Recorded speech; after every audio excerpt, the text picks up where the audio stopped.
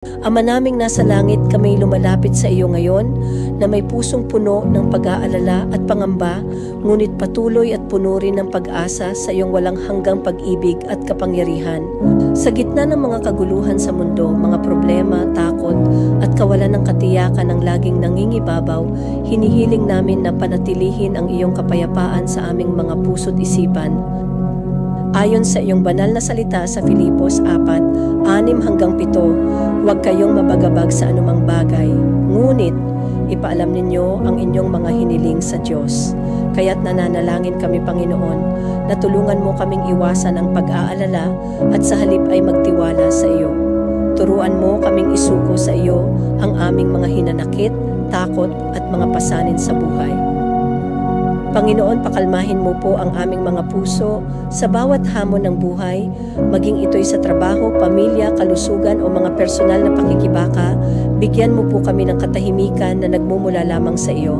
Tulungan mo po kaming maramdaman ang iyong presensya na parang isang ilog ng kapayapaan na dumadaloy sa aming kaluluwa upang mawala ang anumang agam-agam sa aming puso't isipan. Ipinapanalangin rin po namin, Panginoon, ang aming mga kapatid sa buong mundo na dumaranas ng kaguluhan, mga naapektuhan ng digmaan, kahirapan o sakit. Yakapin mo sila, Ama, ng iyong kapayapaan na hindi kayang tumbasan o maipaliwanag ng sino mang tao. Bigyan mo sila ng lakas na magpatuloy na lumaban at samahan mo po sila sa kanilang pakikibaka sa mga hamon ng buhay. Panginoon, naway maging instrumento kami ng iyong kapayapaan. Tulungan mo po kaming magdala ng pag-ibig at pagkakaisa sa aming mga tahanan, kapaligiran at sa buong sanlibutan.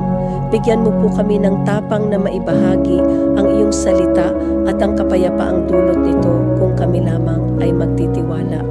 Ang lahat ng ito ay iniaalay namin sa inyong dakilang pangalang Jesus. Amen. Nawa ay kumatok sa inyong mga puso ang panalangin natin sa araw na ito.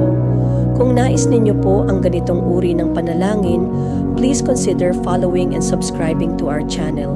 Maaari ninyo rin pong ibahagi ang panalangin na ito sa inyong pamilya, kamag-anak o kaibigan. Hanggang sa muli po, may God bless you and your loved ones always.